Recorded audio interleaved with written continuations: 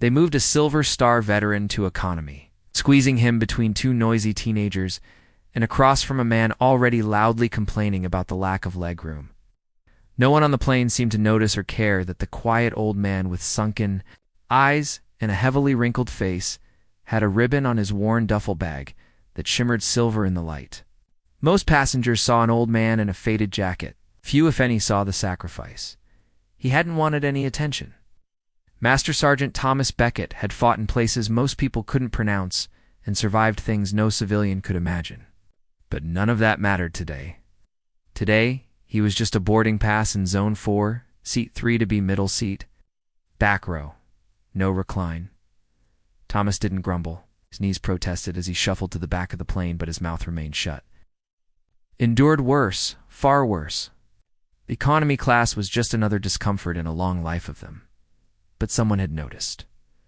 A flight attendant, young and new, noticed the patch on his duffel. She didn't recognize the silver star or the stripes on his sleeve, but she could sense something about him, quiet dignity, something different. She smiled at him, but he gave only a nod. 2 rows up, a business traveler in a suit talked loudly on his phone about his grueling schedule. Another man argued with his wife over Bluetooth headphones. None of them saw the way Thomas winced. Slightly as he adjusted his prosthetic beneath the seat, the pilot's voice crackled over the intercom, announcing they would soon close the doors. Passengers continued to shuffle in, overhead bins slammed, and flight attendants tried to keep order.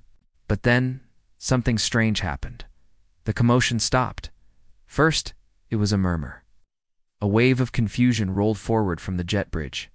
A group of ground crew had gathered at the front of the plane, standing frozen like statues. Behind them walked a man in full military uniform, a 4-star general. The ribbons on his chest were neat, shining like a mirror to decades of service. His eyes were sharp and scanning. The general stepped onto the plane without speaking. His face was calm, but there was a fire beneath it, a tension that made people instinctively shift in their seats. One of the flight attendants recognized him and fumbled her words. "Sir, we weren't expecting. Where is Master Sergeant Beckett?" the general asked firmly. Dead silence. The crew looked at one another in confusion. The passengers did the same. Someone in first class coughed. Finally, the young flight attendant from earlier raised a timid hand. He's in 3 to be, sir, all the way in the back." The general's jaw tightened. He nodded once and started down the narrow aisle, his gleaming boots thudding against the floor. As he passed, whispers followed. Phones came out, cameras clicked, but he paid no attention. Thomas looked up when the general stopped in front of him. The 2 men locked eyes. "Sir?" Thomas said calmly. The general stood at attention, Master.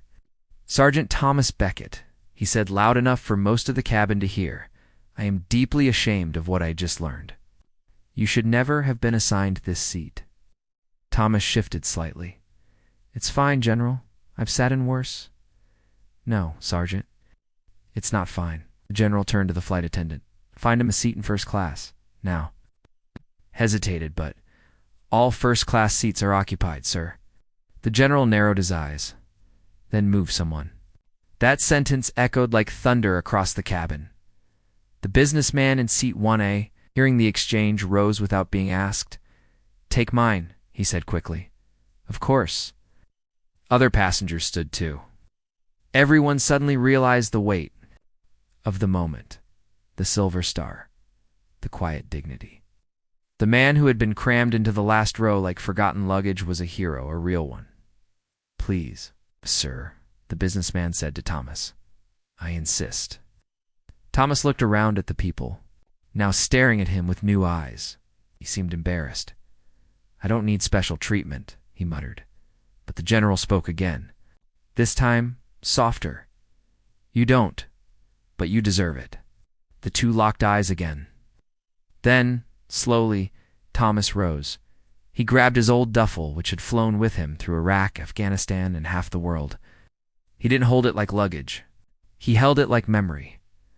The general stepped aside and walked with him to the front of the plane.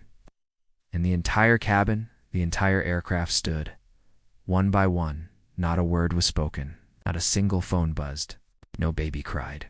People just stood as Thomas passed, head down, not fully understanding the impact he was making even now, when he sat in 1A. The general bent slightly and whispered something only Thomas could hear. "Your team saved mine.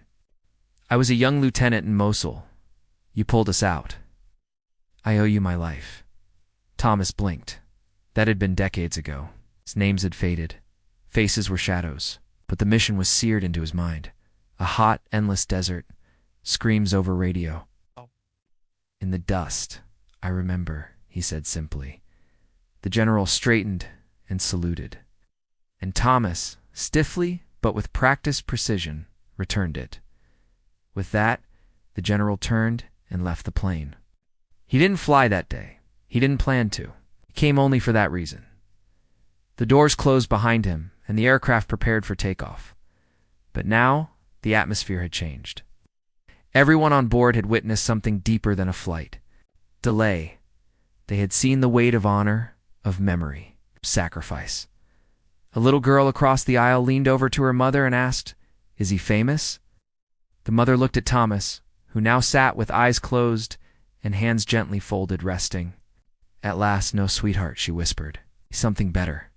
And miles above the earth, as the engines roared and clouds swallowed the wings, Master Sergeant Beckett dreamed of things only soldiers see and only heroes carry.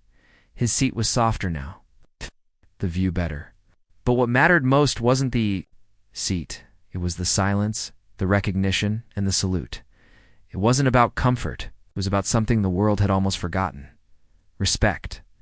And for one flight at least, that respect returned.